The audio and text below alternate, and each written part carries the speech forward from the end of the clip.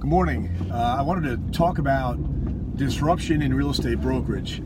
I've got a 25-year career in the real estate brokerage business, and I've seen a lot of disruptors come and I've seen a lot of disruptors go, but I've seen disruptors leave their mark and change the industry.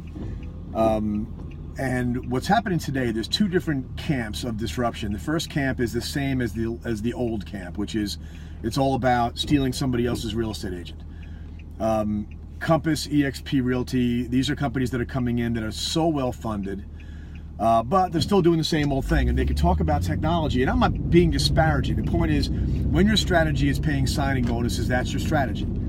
Okay, your technology is a talking point in the strategy, and I believe it'll play out. It's very smart people over there, but right now the disruption is not technology based.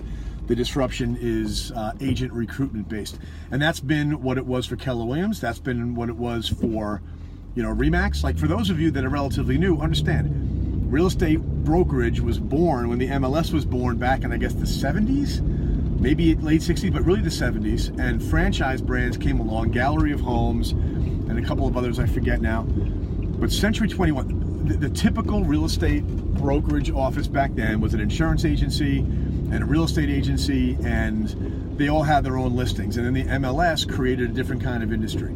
Then the franchises came along and started to teach entrepreneurs how to run. And what Century 21 did that was most noteworthy, probably right around 1980 or something like that, and their deal was, you're a real estate agent, you should open your own real estate company. If you're the top producer working for that little insurance agency, real estate agency, why not go out and open your own company? And they got tens of thousands of them around the country. RE/MAX came along, broke the mold, paid agents 100%, and then charged them for everything that they did. Desk fees, et cetera, et cetera, et cetera. And they took a major market share. Keller Williams came along and said, you could be an owner, okay? You could be an owner. You could have equity share, not equity, but you can have a profit share and have a say in the management of this company. And they rocked out a big recruitment campaign. But what do they all have in common? It's not about customers, it's about them, the agent being the customer, right? And a lot of companies say that from conference stages proudly, as they should. It's their philosophy, right? The new disruptors, so you've got Compass, you've got eXp, and I'm sure there's others. You've also then got discounters. And in a way, if you're paying somebody the highest possible split or charging them as a brokerage, you're charging an agent peanuts to actually work in your shop, you're a discount broker. You're offering brokerage services at a discount to real estate agents, and there are discounters that are offering cheaper commissions to consumers. And then there are people who are saying, I'll give you a slightly cheaper price, open door offer pad. I'll give you a slightly cheaper price for you to trade your house in. Okay, think about trading in your car. Yeah, I know I could get more for it if I sold it retail. This is hassle-free.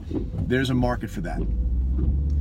But the thing that I want to make sure people still realize who are in the traditional business in real estate is that the best traditional companies, and I'll drop the word traditional, the best full-service real estate companies who give full service to real estate agents and full service to real estate consumers, there's always going to be a place for them. Always. All right? And maybe only the best ones. And so to the large ones that are out there, the strong ones that are out there, continuing to deepen and develop the services you provide your consumer and the services you provide your agents, and putting quality assurance measurements in place.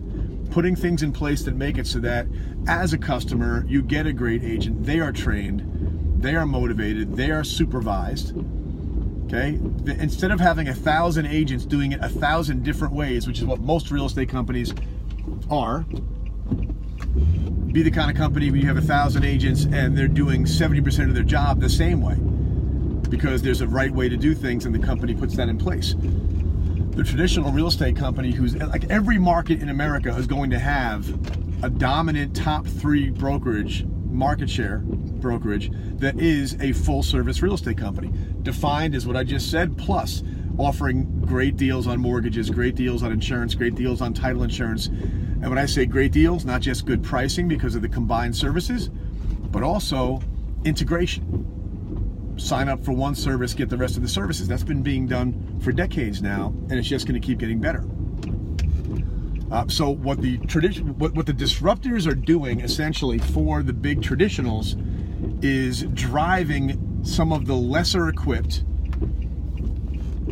lesser financed, smaller, maybe just not as good traditional brokers into the castle walls. Like I picture one of those old, the English countryside where there were lords and their little kingdoms, their little villages, whatever. Then there was the big castle, and when shit went down, those lords would pile in and they'd throw down the, if they were lucky, they would throw down the drawbridge, and everybody would pile into the castle and join forces. Okay, so OfferPad, Open Door, Compass, eXp Realty, whatever the model is, it is driving me. What Quicken Loans bought ForSaleByOwner.com. Did I read that?